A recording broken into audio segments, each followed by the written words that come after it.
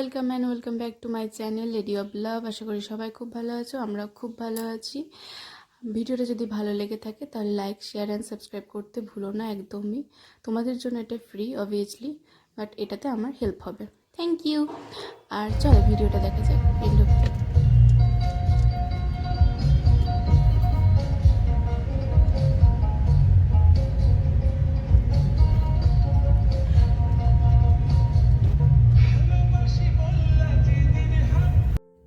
আমরা বাড়ি থেকে বেরিয়েছি 8:30টার সময়, আর এখন টাইম হচ্ছে 10টা 46, আর এখনো সময় লাগবে ওখানে যেতে 1 ঘন্টা 50 মিনিট মতো, মানে 2 ঘন্টায় যদি জ্যাম ট্যাম থাকে তো।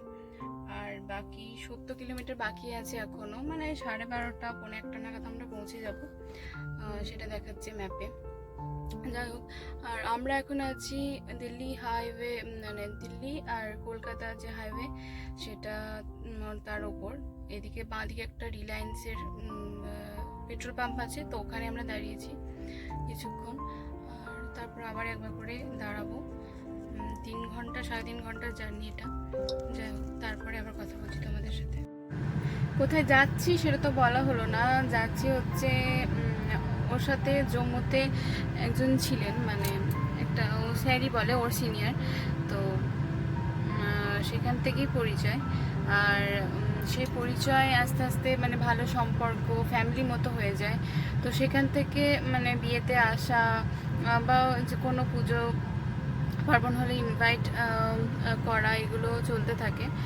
তো স্যার আমাদের বিয়েতে এসেছিলেন, স্যার ম্যাম দুজনেই এসেছিলেন। তারপরে থেকে আমাদেরকে বারবার বলেছে ওনাদের বাড়ি যাওয়ার জন্য, কিন্তু আমাদের যাওয়া হয়নি, কারণ বিয়ের পর নানা রকম রিচুয়ালস থাকে, তাছাড়াও মানে ঘোরাফেরা, তো তারপরে গোয়া যাওয়া ইত্যাদি মধ্যে দিয়ে আর যাওয়া হয়নি। তো এবারও ছুটিতে এসেছে, তো ভাবলাম যে এবার প্রথম দিকেই যাওয়ার কথা ছিল, ছুটির এখন মোটামুটি মাঝের দিকে, তো কিন্তু বাড়ি এসেই সঙ্গে সঙ্গে আর যাওয়া হয়নি। এবার সময় হয়েছে আর যাচ্ছি, এই হচ্ছে কথা। তোমরা ভিডিওটা দেখতে থাকো, ভিডিওটা কেমন লাগছে সেটা অবশ্যই জানিও। আর একটু দাঁড়িয়েছি শক্তিগড়ে ল্যাংচা কিনবো বলে, আরও কিছু মিষ্টি দেখবো এখান থেকে, বেশ ভালো মনে হচ্ছিলো কোয়ালিটি। আর এখানে পরপর না অনেকগুলো দোকান আছে, তো তাদের মধ্যে থেকে একটাতে দাঁড়ালাম, আর আমাদের কিছুক্ষণ লাগবে হয়তো।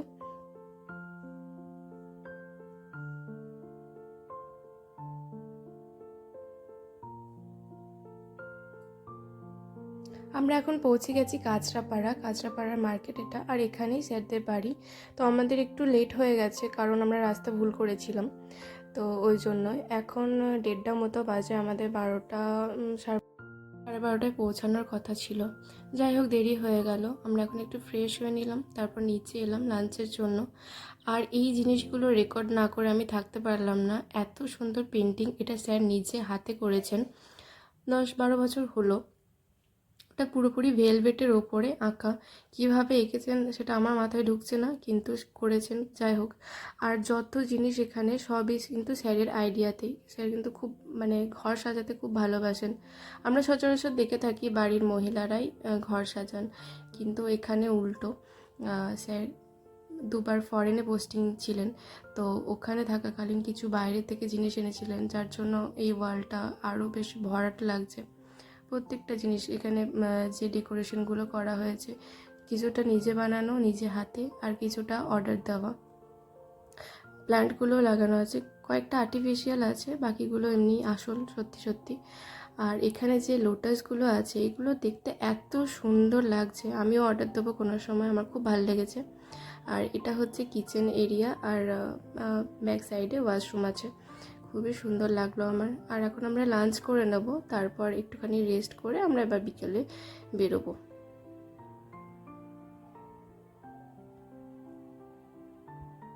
আর ইনি হচ্ছেন এই বাড়ির সব থেকে বড় সদস্য, ওনারই বাড়ি এটা। তো শাহ স্যাররা এখানে এসেছেন কারণ এই দিদার পা ভেঙেছে, তো তখন থেকে ওনারা এখানেই থাকেন। আর এদের বাড়ির সামনে দিয়ে এত সুন্দর বাজার, মানে বাড়ি থেকে বেরোলেই বাজার, তো খুবই ভালো লাগছিল দেখতে। আমরা যখন সন্ধেবেলায় বেরোলাম বাড়ির থেকে, তো দেখছি চারিদিকে প্রত্যেকটা জিনিসের দোকান আছে। মানে এমন নয় যে কোনো একটা জিনিস কিনতে একটু বেশি দূর যেতে হবে, সব কিছুই বাইরে একদম দোকান, সামনে বাড়ি। মানে বাড়ির লোকেশনটা খুবই সুন্দর, একদম মানে গলির ভিতর, রাস্তার ওপরও নয় যে নয়েজ হবে বা কোনো রকম সমস্যা হবে। আবার বাড়ি থেকে বেরোলেই বাজার। আমার গলাটা একটু ধরা ধরা লাগছে, ঠান্ডা লেগেছে তাই। আর এখন আমরা যাব স্যারদের নতুন বাড়িতে। তো এই হচ্ছে বাড়ি, এত সুন্দরভাবে ডেকোরেশন করেছে, স্যারের আইডিয়া। অবশ্যই ম্যাম সাহায্য করেছে, ম্যামও অনেক রিসার্চ করেছে বিষয়টা নিয়ে। বাড়ি যখন নতুনভাবে করবে প্ল্যানিং নিচ্ছিলেন তখন থেকে।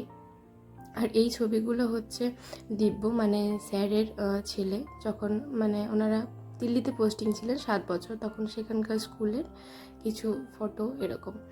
এখানে সবাই মিলে গ্রুপ ফটো আছে ওদের স্কুলের। এটা একদম নিচে তলা, কত সুন্দর ডেকোরেশন করেছে। এটা কিন্তু ওয়ালপেপার, এটা কিন্তু পেন্টিং নয়।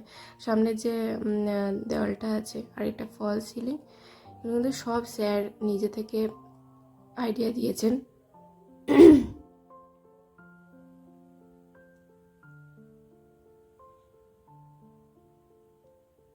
আর আমরা এখন যাচ্ছি দোতলায়।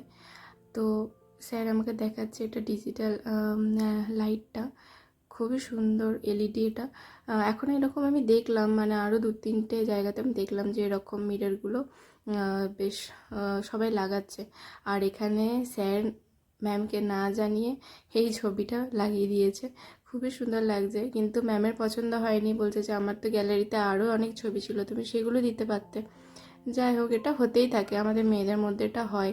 যতই ভালো ফটো হোক, যতই ভালো শাড়ি হোক, কিন্তু তাও পছন্দ হয় না, মনে হয় অন্যটা হলে আরও ভালো হতো। আর এখানে একটাই ঘর আছে, বেডরুম। তো এটা স্যারদের বেডরুম। আসলে জায়গাটা খুবই ছোট, এইটাই স্যারদের পৈতৃক বাড়ি। তো সেই বাড়ি, এখানে বাড়িই ছিল, তো সেই বাড়িটাকে ভেঙে তারপরে আবার নতুন করে করা হয়েছে। আর আরেকটা জিনিস না বললেও হবে না, যেটা হচ্ছে বাড়ির ওয়্যারিং। প্রত্যেকটা জিনিস মানে নিচে থেকে যা যা আছে সব কিছু স্যার নিজের হাতে করেছে। ম্যাম বলছিল যে সকাল 7টার সময়, 5টার সময় কোনো কোনো দিন আসতো, রাত 2টোর সময় বাড়ি যেত এগুলো কাজ কমপ্লিট করে তারপর। আর এটা ছাদে, মানে ছাদ নয়, 3 তলায় একদম। তো যাওয়ার রাস্তা কত সুন্দর করেছে। আর প্রত্যেকটা সোফা একই রকম ম্যাচিং করে করে কেনা, যাতে ভালো লাগে। আর আরেকটা জিনিস আমার ভালো লাগলো, গোটা বাড়ির রং অফ হোয়াইট, হোয়াইট এরকমই আছে, যার জন্য আরও জিনিসগুলো ভালো লাগছে। আর এই যে গণেশের মানে পেন্টিংটা, এটা শুধু পেন্টিং নয়, এটা কিন্তু জলের ট্যাঙ্কও। আমি প্রথমে গিয়ে বুঝতে পারিনি, ও বুঝতে পারিনি। যাই হোক, তারপর স্যার বললো যে এটা ট্যাঙ্ক অ্যাকচুয়ালি। আর এটা হচ্ছে মানে টপ ফ্লোর, যেটা হোয়াইট সোফা দিয়ে সাজানো। নিচের তলাতেও আমরা ওটাই দেখেছিলাম।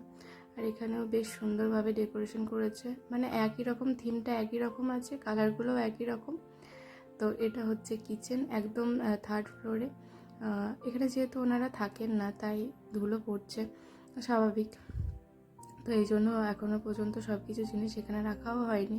গৃহপ্রবেশ হয়ে গেছে, কিন্তু তারপরেও বেশি দিন থাকতে পারেনি ওনারা।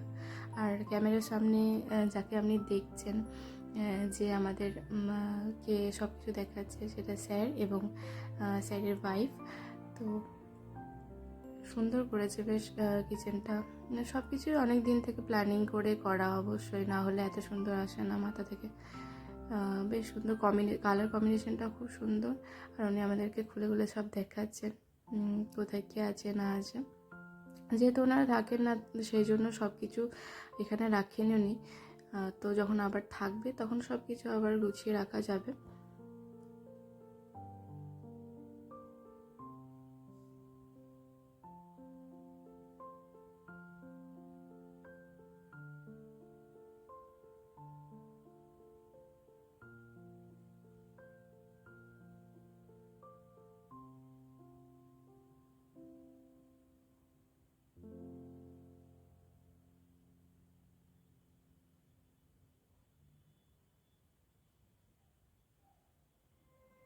You said never let me go. You said বাড়ির প্রত্যেকটা জিনিস আমাদের উনি নিখুঁতভাবে দেখাচ্ছিলেন, প্রত্যেকটা কারণ জিনিস উনি খুবই জানেন যে আমি ব্লগ বানাই, আর এই জিনিসটাতে উনি খুব অ্যাপ্রিসিয়েট করছিলেন।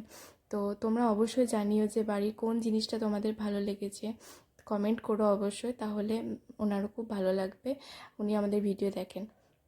এবার আমরা ছাদে যাচ্ছি, ছাদ থেকে বাড়ির আশেপাশে বাড়িগুলো দেখাচ্ছিলেন। আশেপাশে বাড়িগুলোর মধ্যে স্যারের ভাই, দাদা, কাকু, ওনাদের বাড়ি।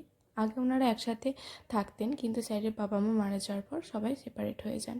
আর এখন রাত্রি 11:30-12টা বাজে। তো আমাদের আশেপাশে এখানে কোনো রেস্টুরেন্ট খোলা নেই, তো আমরা এখন যাব কল্যাণীতে যাব অ্যাকোয়াটিক প্যালেসে। তো ওখানেই খাওয়া দাওয়া করে চলে আসবো। এই হচ্ছে তো এখন মোটামুটি সে বন্ধর দিকে, মানে ক্লোজ করার টাইম হয়ে গেছে, তার জন্য আমরা তাড়াতাড়ি করছি। আর ওনারা বারবার বলছেন যে ফাইনাল অর্ডারটা দিয়ে দেওয়ার জন্য।